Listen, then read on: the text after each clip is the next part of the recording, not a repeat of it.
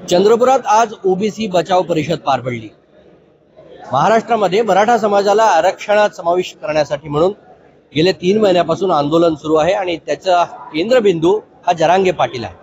OBC बचाव परिषदेच्या माध्यमातून चंद्रपुरात डॉक्टर अशोक जीवतोडे यांनी ओबीसींची मोट बांधण्याचा प्रयत्न केला आहे आणि काही महत्त्वाचे ठराव देखील या परिषदेत पार पडले। आपण त्यांच्याशी चर्चा करूया। डॉक्टर साहेब, काय झालं नक्की, कोणते ठराव झाले आहेत?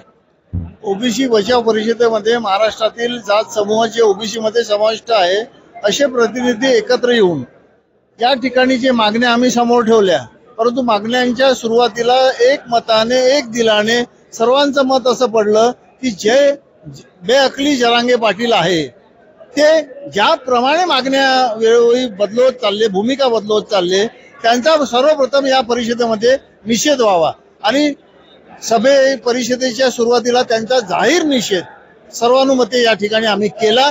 त्यानंतर ज्या इतर मागण्या आहेत त्या सर्व मागण्यांवर सर्वकष चर्चा करून जे आमचे ओबीसी नेते आदरणीय छगन भुजबळ साहेब त्यांना पाठिंबा आणि या व इतर ओबीसी नेत्यांना एल्गार परिषदा आयोजित करून जरांगेंना जे चोख उत्तर ते देऊन राहिले त्याबद्दल त्यांचं देखील आम्ही या ठिकाणी अभिनंदन केलं आहे। केंद्र शासनाशी संबंधित काही विषय होते त्याबद्दलही ठराव झाले।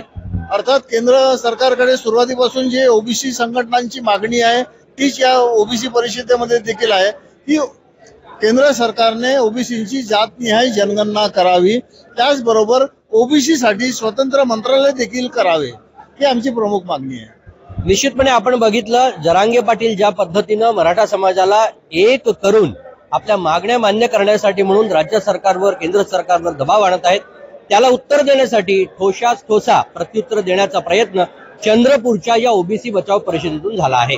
आशिष अंबाडे, झी मीडिया, चंद्रपूर। भंडाऱ्याची उधळण म्हणजे